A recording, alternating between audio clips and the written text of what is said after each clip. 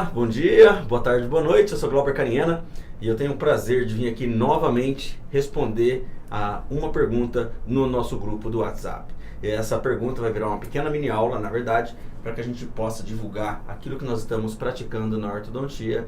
E agora, claro, as perguntas elas estão evoluindo de maneira que as primeiras dificuldades acontecem, as visões de planejamento também, e a gente precisa entender de que maneira, de que forma segura eu vou trabalhar com esses novos brackets. A pergunta de hoje me leva a uma questão. Eu quero que vocês ouçam o nosso amigo Dr. Luiz Pedro falando sobre a questão dele. Na verdade, ele coloca duas questões. A primeira é basicamente sobre os limites de um tratamento classe 3 e a segunda é a atuação dos microparafusos nesse contexto, tá bom? Vamos dar uma olhadinha e eu volto daqui a pouco aí, logo após o vídeo dele respondendo ou tentando ajudar a sanar essa dúvida do nosso amigo. Até já, olha só.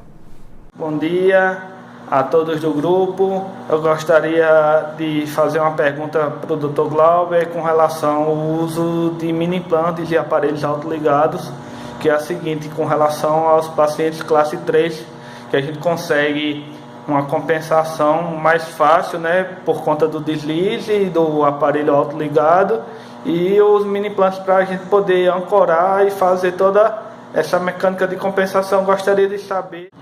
Boa tarde, Dr. Glauber, boa tarde, grupo. Eu gostaria de perguntar com relação aos tratamentos de classe 3, as compensações, que tem casos que antes eram cirúrgicos e agora com o uso de autoligado, ele não, a gente tem como compensar, não é mais cirúrgico. Eu queria saber o limite dessa compensação, até quando a gente pode compensar um caso classe 3. Opa, aí, de novo, vamos lá, dando sequência agora. E eu anotei aqui as perguntas do Luiz. Luiz, obrigado pela participação, por estar aí assistindo, motivando, compartilhando. E aí eu vou tentar te ajudar. O Luiz pergunta aqui o seguinte: até quando eu posso compensar um paciente de classe 3?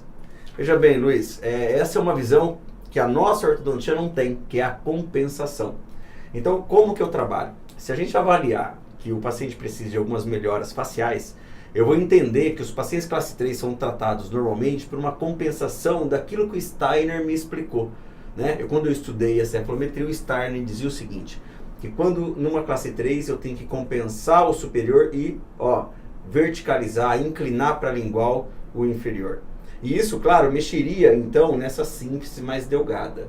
A novidade aqui é que todos os pacientes classe 3, Luiz, têm essa síntese delgada. Portanto, não atrapalha em nada se a síntese é delgada ou não, porque eu não faço compensação. O que eu faço de fato? Eu faço uma descompensação. Por isso que a gente brinca, né, no nosso grupo, olha, a gente faz cirurgia ortognática com brackets. Por quê? Na verdade, em vez de eu fazer essa compensação de Steiner, eu trabalho com um plano de tratamento onde o incisivo central superior tem que estar paralelo ao eixo facial. Portanto, eu deixo ele paralelo, olha o que vai acontecer, torque palatino, e o incisivo inferior que estava compensado, eu descompenso. E a minha mecânica de classe 3, ela distaliza o inferior e ela mesializa o arco superior. Então, aí coloca, até quando eu posso compensar? Me lembrei de uma história que eu estava lá num simpósio da Ormco, e chegou uma senhora, e ela me questionou: ô Glauber, estou vendo os seus casos de classe 3, estou surpresa, e eu queria saber o seguinte. Lá na minha dissertação de doutorado, na minha tese, melhor dizendo, nós estamos tentando achar alguns princípios que levariam a crer que o paciente é cirúrgico ou não. E a gente conversou um pouquinho, eu expliquei para ela aquilo que eu entendo disso. Basicamente, eu gosto muito dos 7 sinais de Bjork da classe 3, explicamos, batemos um papo. Mas o que eu posso resumir? E foi isso que eu disse a ela. Olha, os limites de uma compensação eu não sei dar, eu não sei mensurar. Então eu não sei os limites que eu trataria uma classe 3 ou não. Por que não? Porque todos os casos, eu como ortodontista consigo melhorar. Todos, 100%. Claro que às vezes não chego no padrão ouro de classe 1, né? Mas observe que eu tenho casos de até 19, 22 milímetros lineares em classe 3 de 13, levei para uma classe 2 de 4 milímetros para fazer uma sobrecorreção.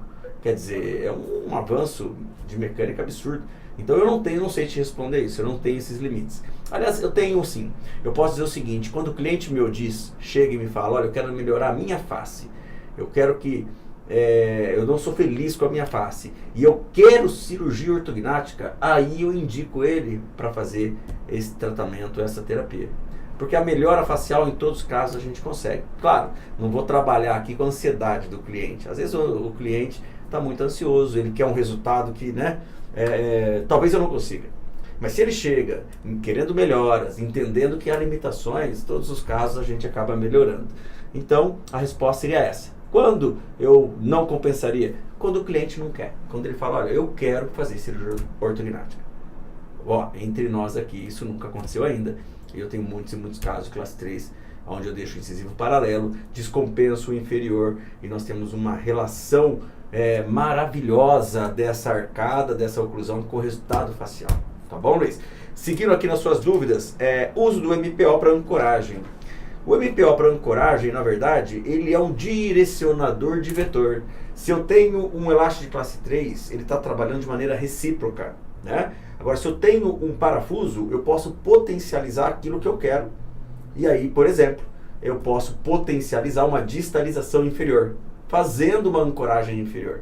Ou potencializar um resultado na maxila, estimulando uma mecânica ancorada no microparafuso colocado na região superior. Então, os microparafusos são utilizados por duas indicações principais. Primeiro, eu quero potencializar a força. Eu vou direcionar mais maxila, mais mandíbula, ou ambas. E por outro lado, ele é utilizado também quando o paciente não colabora com o elástico. Alguns casos muito severos, por exemplo, nós temos um caso no livro do George, onde eu pego uma classe 3 de 16 milímetros basicamente, e eu coloco, depois de 8 meses de uso de elástico, eu coloco o MPO. Mas não é porque ele não utilizava, é porque depois de 7, 8 meses o paciente acaba não colaborando muito, ou ele está cansado. Então eu não tiro o elástico, eu coloco a mecânica de parafuso e assim eu potencializo a ação. Percebeu? Então eu posso utilizar o MPO como uma âncora para pacientes que não colaboram. Uma âncora de motivação, já que o paciente muitas vezes depois de 7, 8 meses ele está cansado. E principalmente quando eu quero vetorizar, eu quero mais resultado na maxila, eu jogo na maxila. Quero na mandíbula, jogo na mandíbula. Quero nos dois, coloco nos dois. Tá bom? E aí, claro, vai ter outras técnicas. Eu vou colocar MPO como em pé, vertical. Quer dizer, uma hora dessa a gente fala sobre isso. Mas por enquanto é isso. Deixa eu ver mais alguma? Não. É isso aqui, espero ter te ajudado, Luiz. E você, claro, a esse grupo maravilhoso do WhatsApp. Gente, compartilhe. Utilize as nossas informações de maneira mais agradável possível, e quando a gente não souber, a gente vai procurar saber, ou quando a experiência nossa mostrar um novo direcionamento, a gente também faz isso. Muito obrigado por participar do grupo WhatsApp. Curte a nossa página no Facebook, no YouTube, compartilhe o grupo. Aliás, o grupo do WhatsApp está lotado, a gente está abrindo agora uma segunda turma aí no grupo do WhatsApp. E mais uma vez, obrigado pela sua participação. Luiz, um grande abraço, sucesso para você. E a gente se vê por aí, nos nossos cursos, congressos, ou aqui mesmo, no nosso canal dos Irmãos Cariena. Tá bom? Até mais.